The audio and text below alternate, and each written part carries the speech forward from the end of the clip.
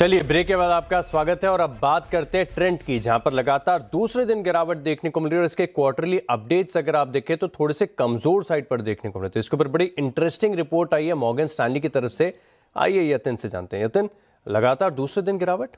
बिल्कुल, और येस्टरडे बिल्कुल ही एंड मोमेंट पे आपको ट्रेंड के क्वार्टरली अपडेट्स नज़र पड़े, जहां उनकी जो स्टैंड अलोन ग्रोथ थी वो 18% थी। फेस्टिव सीजन में जहां दूसरी रिटेल कंपनियां अनुमान से बेहतर प्रदर्शन दे रही हैं, ट्रेंड के जो ग्रोथ नंबर्स से शायद बाजार को फीके लगे।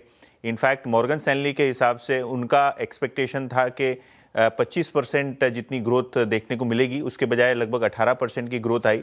तो कहीं ना कहीं महंगे वैल्यूएशंस में और ग्रोथ का डिसअपॉइंटमेंट, ये दोनों ही चीज़ें हैं मेन फैक्टर। स्टॉक पिछले 2 दिन से इसीलिए गिर रहा है। और अगर हम मॉर्गन स्टैनली की बात करें तो इन्होंने काउंटर पे टारगेट काट के लगभग 5,900 पर शेयर कर दिया है, जो पहले 6500 के आसपास रहता था। तो कंपनी जो ग्रोथ पे थोड़ा धीमापन दिखा रही है और मल्टी क्वार्टर का यहाँ ग्रोथ नंबर वीक आया है 18% का, जिसके बाद ना कि ब्रोकरेजेस ने काउंटर को टारगेट कट की तरफ लेके गए हैं। लेकिन अगर हम बात करें तो निवेशक भी थोड़े बहुत चिंतित है, क्योंकि हाई वैल्यूएशंस के चलते यहाँ ऑलरेडी हमने एक करेक्शन देखा है।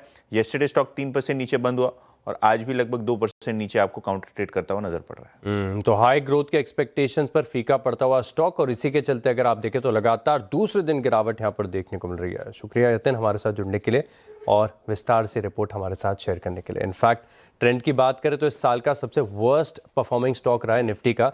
मैं देख रहा हूँ कि ऑलमोस्ट 38% की गिरावट आपको एक साल में देखने को मिली है। अरुण जी, चार्ट देखकर बताइए कितना और पेन देखने को मिल सकता है ट्रेंड के स्टॉक में? आशीष जी, मुझे लग रहा है 4500 4550 वहां तक एक बार स्टॉक आना चाहिए। रिसेंट मंथली लोज उसी के आसपास है।